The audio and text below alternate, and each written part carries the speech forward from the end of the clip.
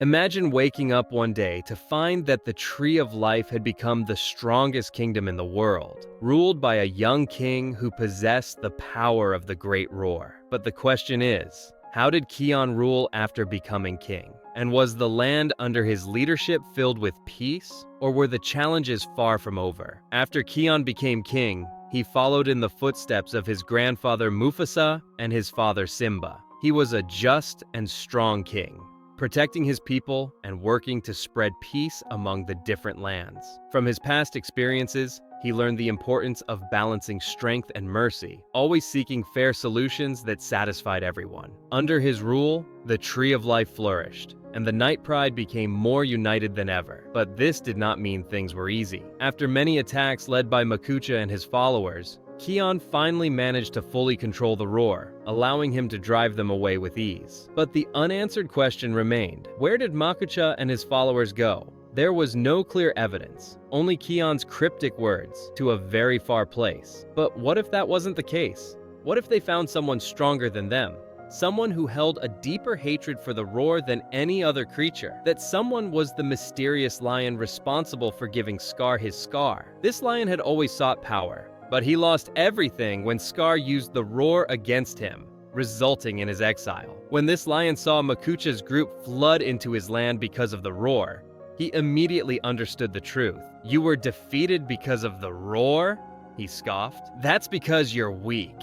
But I can help you destroy it forever." Makucha was not convinced at first, but he realized that this might be his only chance for revenge.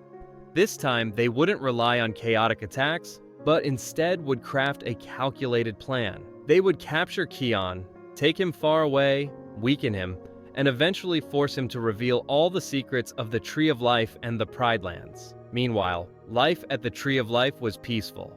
Keon and Rani were more in sync than ever, even beginning to think about their future and starting a family. But they had no idea that the eyes of their enemies were watching. In a moment of betrayal, strong vines suddenly wrapped around Kion, restraining him and preventing him from using the roar. Before he could understand what was happening, the mysterious lion appeared before him and said, "You didn't think we were finished, did you?" Before Rani could intervene, she began to feel a sudden weakness, as if all her strength had drained away. The last thing she heard was Keon's voice being dragged away before darkness consumed her. When Keon woke up, he found himself imprisoned in a dark cave, with his new enemy standing before him. "We don't need your power. We need your knowledge," the mysterious lion said coldly. "You won't get anything from me," Keon replied defiantly, but the enemy didn't need to respond. He simply gave the order: "Don't feed him until he talks." Back at the Tree of Life, Rani and the Night Pride realized they couldn't face this force alone. That's when the suggestion came: "We need Vitani." Vitani also possessed the power of the roar, and if she joined them, they might stand a chance against this threat. Despite some hesitation, the decision was made, and Fuli and Azad set off on a journey to the Pride Lands to bring her back. Upon arrival, Vitani was shocked by what had happened. "Keon? Is this real?" she asked in concern. After hearing the story, she didn't hesitate for a second. She had trained hard and had become strong enough to use the roar skillfully. Meanwhile, Keon was in a difficult position. He didn't understand why this lion hated him so much. When his enemy finally revealed his past, Keon realized that this foe had only one goal: to destroy the roar. But what he didn't know was that there were now two lions who possessed it. When Vitani arrived at the Tree of Life, she launched a surprise attack against the enemies, using the roar to drive them away. But their main foe attempted to escape, leaving her with no choice but to unleash her roar upon him. At the same time, Rani managed to free Keon, allowing him to rejoin the battle. Together, Keon and Vitani unleashed a combined roar unlike anything seen before, creating a powerful whirlwind that sent their enemies to a distant land, never to return. But as they celebrated their victory, Rani suddenly felt something strange. She collapsed to the ground, gasping for breath, causing Keon to rush to her in concern. After examining her, Ono revealed the astonishing truth: Rani is pregnant. It was a breathtaking moment. Despite all the challenges, this was the beginning of a new era. However, that didn't mean peace would last forever. What if another threat arose? Would Keon remain true to his principles, or would circumstances force him to make decisions he never imagined?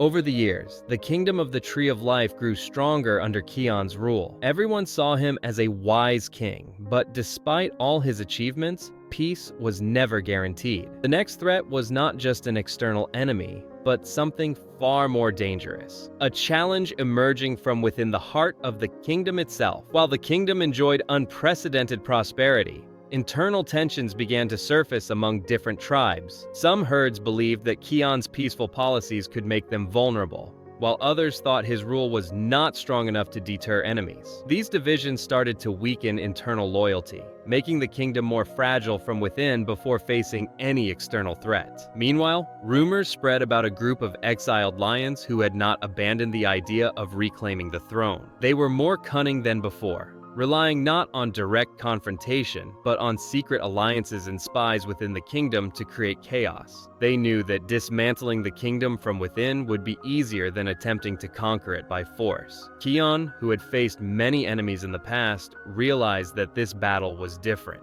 He could not rely solely on his strength or the power of the guard.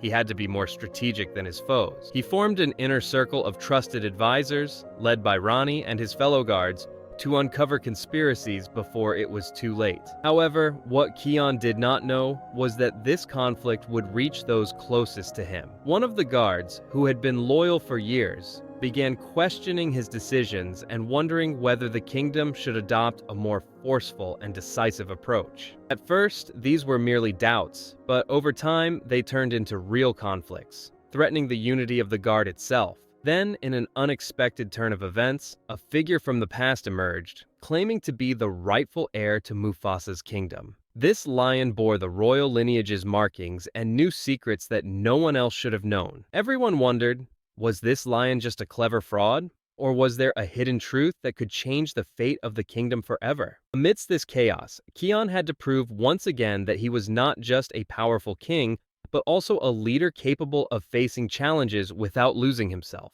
He had to decide, would he rule with force like Scar, or would he remain true to the principles he learned from Simba and Mufasa? As these questions lingered in his mind, an even greater threat loomed on the horizon.